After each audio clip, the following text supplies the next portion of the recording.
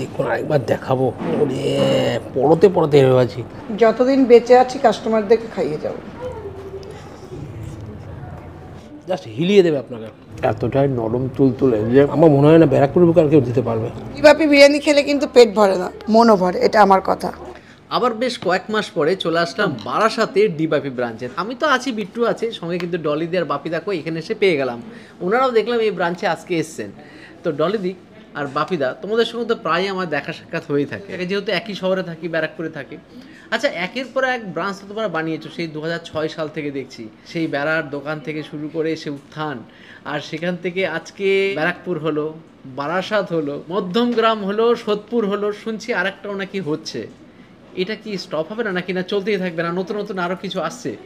এই বিষয়ে যদি একটু আমাকে দর্শকদের যদি একটু আলোকপাত করো তাহলে ভালো হয়। ব্যারাকপুরটা তো ব্রাঞ্চ না, ব্যারাকপুর হচ্ছে আমার জন্ম, মানে ওখান থেকে আমার বিরিয়ানি জন্ম হ্যাঁ, হয়েছে। সে তো 100 বার ব্যারাকপুরটা আর থেকে আমার তো একটাই ব্রাঞ্চ, যেটা হচ্ছে বারাসাত। আর রইল মধ্যমগ্রাম আর সোদপুর, ওটা তো হচ্ছে আমার ছেলের। কিছু মানে মানুষ ভুল করে ফেলে যে ওটা অ্যাকচুয়ালি ডিবাপি অ্যান্ড ক্যাটারার, ওটা আমার ছেলের। ভালো ব্যবসা করছে, ভালো আছে।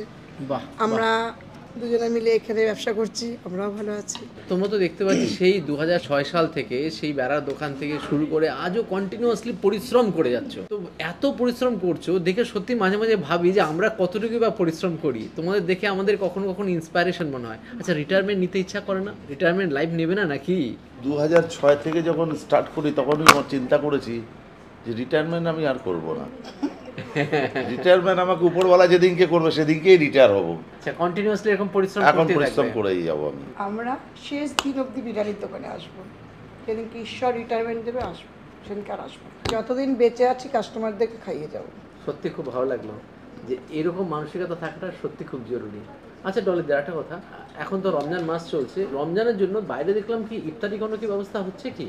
তুমি এগুলো ওদের থেকেই জিজ্ঞেস করো, আমি কি এগুলো বলবো? ওরাই উত্তর বলবে।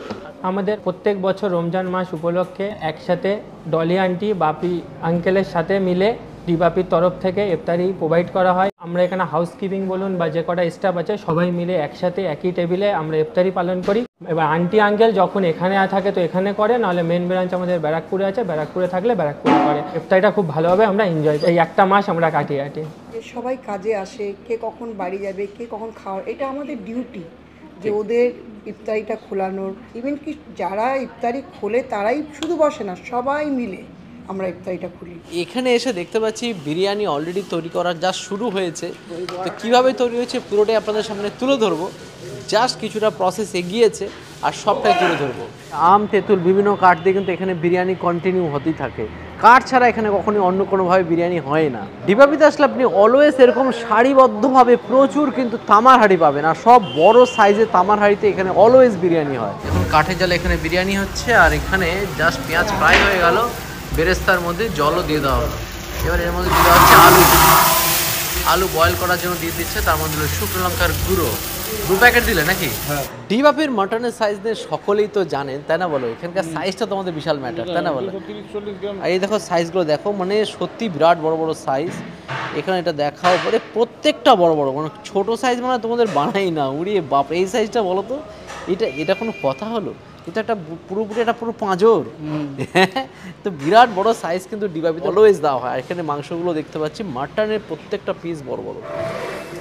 আর এই হচ্ছে দেখুন ডিপ ব্রাউন হতে চলেছে, তার আগে আলুগুলো প্রায় বয়েলড হয়ে গেছে। এগুলো কত পার্সেন্ট বয়েলড? মোটামুটি হাফ বয়েলড হয়ে গেছে এগুলো, হাফ বয়েলড হয়ে যাবে, তাই তো? আর এই যে আলুগুলো দেখা হচ্ছে, আর ব্রাউন কালারের একদম জুস তৈরি হয়ে গেছে। দেখেও সত্যি মানে দেখে এগুলো দেখে ক্রেভিং তো হবেই। বাহ বাহ। এবার হচ্ছে এর মধ্যে মাংস দিয়ে দেওয়ার পালা। দেখুন মাংসগুলো যেগুলোর সাইজ, প্রত্যেকটা সাইজ 220 থেকে 240 গ্রামের মতো, এইরকম বড় বড় সাইজের মাংসের পিসগুলো। যে জুস ছিল পেঁয়াজ রসের জুস, তার মধ্যে দেওয়া হলো। আর এরপর যাচ্ছে আদা রসুনের জুস চলে গেল।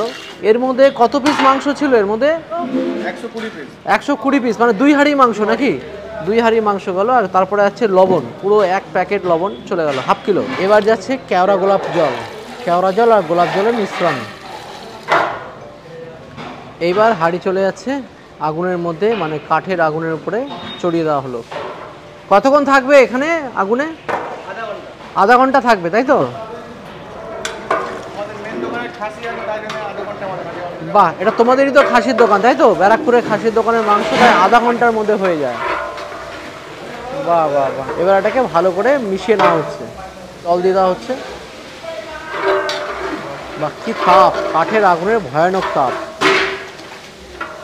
ইফতারির জন্য দেখতে পাচ্ছি বড় পাত্রের উপরে বিভিন্ন রকমের ফল এখানে সুন্দরভাবে সাজিয়ে রাখা হচ্ছে।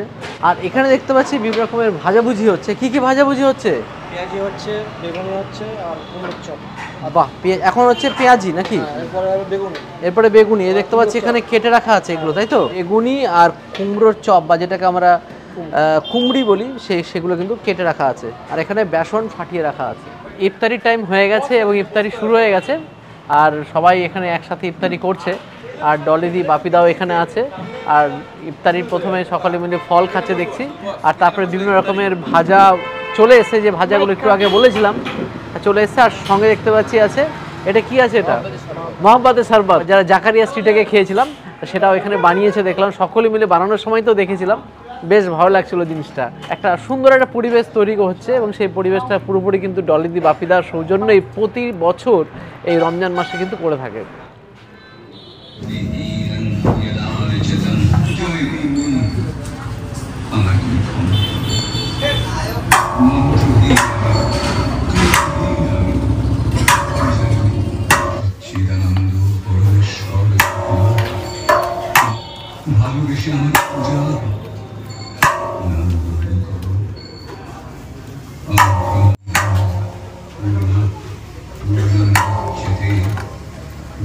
একটা মাটন বিরিয়ানি, একটা চিকেন কষা, একটা বিল দাও তো। এটা কত পড়ছে বলো?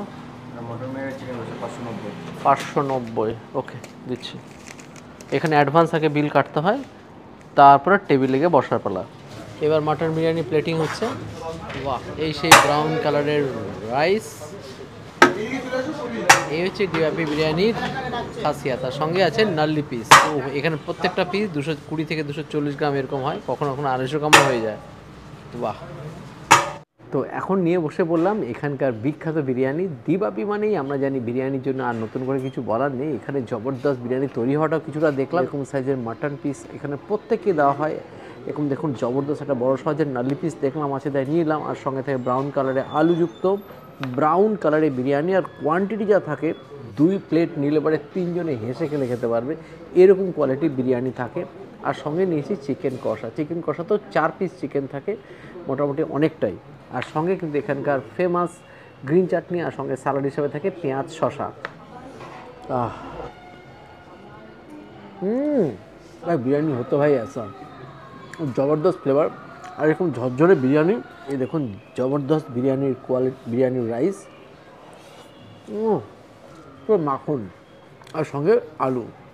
আর এক একটা আলুর যা ওজন হয়, একদম ডিপ ব্রাউন কালারের আলু, পেঁয়াজ রসে বয়েল করা আলু, যেরকম নরম সেরকম টেস্ট। আর মাটনের জুস বা পেঁয়াজ রসের জুস জবরদস্ত থাকে বলে ফ্লেভারই আলাদা। ঘি, বিরিয়ানি মশলা, মটনের জুসের ফ্লেভার একদম জবরদস্ত। এই বিরিয়ানি সত্যি ব্যারাকপুর বারাসাত যেখানেই বলো না কেন, মানুষের কিন্তু খুবই কাছের। পশ্চিমবাংলার মানুষেরা কিন্তু এই জন্যই দিবাপিকে খুব কাছের করে নিয়েছে। দুর্দান্ত খেতে বিরিয়ানি। সঙ্গে আছে গ্রিন চাটনি, গ্রিন চাটনি আর পেঁয়াজ দিয়ে জবরদস্ত। এই গ্রিন চাটনির মধ্যে তেঁতুল, ধনেপাতা, পুদিনা পাতা, রসুন থেকে শুরু অনেক কিছু দেওয়া হয়, যেটা আপনারা অনেকেই শুনেছেন জানেন। এই চাটনি দিয়ে খাওয়ার কিন্তু টেস্ট লেভেলটা সত্যি আলাদা হয়ে যায়।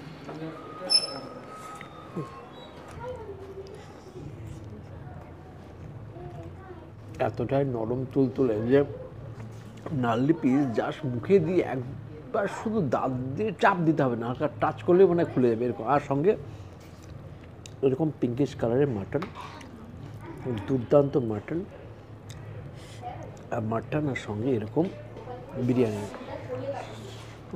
এর স্বাদ সত্যি অসাধারণ। সাথে নিচে চিকেন কষা পড়ে যাবে, আর সঙ্গে আছে গ্রেভি। এই বিরিয়ানির সাথে কোনো কিছু লাগবে না সাইড ডিশ, কিন্তু তাও এই গ্রেভির সাথে নান, রুটি যাই খান না কেন সেটাও ভালো লাগবে। আপনাকে বিরিয়ানির সাথে টেস্ট না করলেও ভালো লাগবে, এতটাই ভালো খেতে। সঙ্গে আছে এরকম দেখুন চিকেনের পিস জব্বর খেতে, সঙ্গে আলু দিয়ে বিরিয়ানি নিয়ে কোনো প্রশ্ন উঠবে না। চিকেনের মান, মাংসের মান সব কিছুই ফাটাফাটি। জবরদস্ত বিরিয়ানি খাচ্ছি। বিরিয়ানিটা খেতে সত্যি অনেকটা সময় লাগবে। বারাসাত ব্রাঞ্চের বিরিয়ানি, ডিবাপি বিরিয়ানি সত্যি ফাটাফাটি লাগলো। আপনারা আসুন ডিবাপির বারাসাত ব্রাঞ্চে, জবরদস্ত জমিয়ে বিরিয়ানি খান, বেশ ভালো লাগবে। এবার বিট্টু কেমন লাগছে বলে দিক বিট্টু। তো দাদার খাওয়া দাওয়ার পর আমিও নিয়ে নিচ্ছি 1 প্লেট মাটন বিরিয়ানি। মাটনের সাইজটা আগে দেখিয়ে নিই।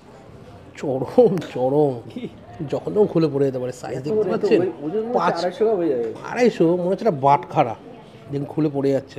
যাই হোক বিরিয়ানিটা টেস্ট করি। এরকম গরম বিরিয়ানি নিয়ে বসে থাকতে নেই।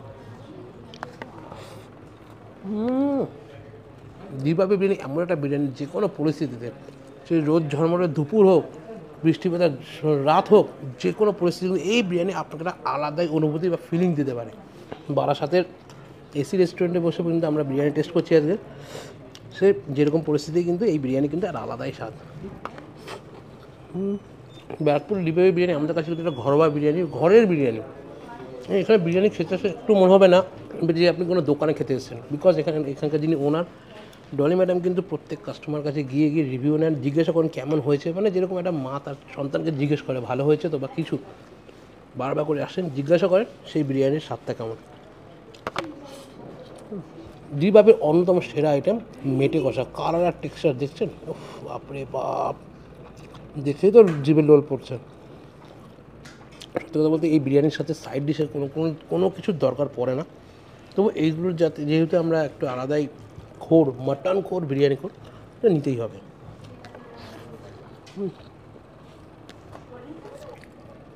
লঙ্কা কই? এবারটা এক বছর পান্তুয়া, আলু। পান্তুয়াটা তো ভেঙেই নিয়েছি, দেখতেই পাচ্ছেন। আলু হতো এসা, বিরিয়ানি আলু হবে এরকম কালারফুল হবে না তা কি হয়? আলাদাই লেভেলের। গরম গরম বিরিয়ানি খাওয়ার স্বাদই আলাদা। একটু মাংসটা তাকিয়ে আছে তোমার দিকে। আলাদাই অনুভূতি। এখানে মাটনটা তো খুলে নিয়েইছি, দেখুন আরেকবার দেখাবো। ওরে পড়তে হেরে আছি। এরকম মাটন থাকলে বিরিয়ানি খাওয়ার স্বাদই আলাদা। আর এরকম মাটন কিন্তু একমাত্র দিতে পারে ডিবাপি, কারণ তারা নিজেরাই কিন্তু মাটনগুলো প্রোভাইড করে। মাটনের দোকান আছে, নিজস্ব মাটনের দোকান, তাই এরকম মাটন দেওয়াটা কোনো অস্বাভাবিক কিছু ব্যাপারই নয়।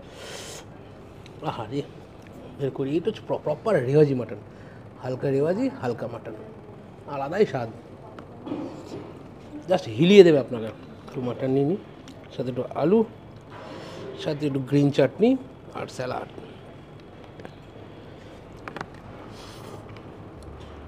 বিরিয়ানির দোকান তো প্রচুর আছে, বিরিয়ানি তো সবাই বানায়, কিন্তু ভালোবেসে মন থেকে খাওয়াতে বা বানাতে পারে বিরিয়ানি কিন্তু ডিবাপি। ব্যারাকপুর ডিবাপি, বারাসাত ডিবাপি, যে বিরিয়ানি কোয়ালিটি বা যে বিরিয়ানির মান, আমার মনে হয় না ব্যারাকপুরের বুকে আর কেউ দিতে পারবে।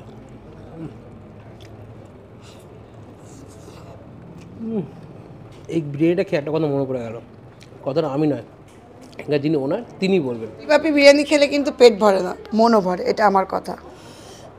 মানে একটার পর একটা মুকুটে পালক লাগিয়ে চলেছে ডিবাপি। ট্রাই করব। ছোটোবেলা থেকে ব্যারাকপুর ডিবাপির সাথে কিন্তু একটা আমাদের সাথে ওতপ্রোতভাবে জড়িত আমরা, কারণ ডিবাপিকে আমরা যেভাবে দেখে এসেছি আজও কিন্তু সেই রকমভাবে সেইভাবে কিন্তু বিরিয়ানি সকলকে সার্ভ করে আসছে। আর বিরিয়ানিটা কিন্তু সার্ভ করে মন থেকে, স্বাদ। আচ্ছা মেটে কষা, মেটে গরমেও কিন্তু আপনাকে শীতেরও ফিল আনতে পারে ডিবাপির বিরিয়ানির সাথে মেটে কষা।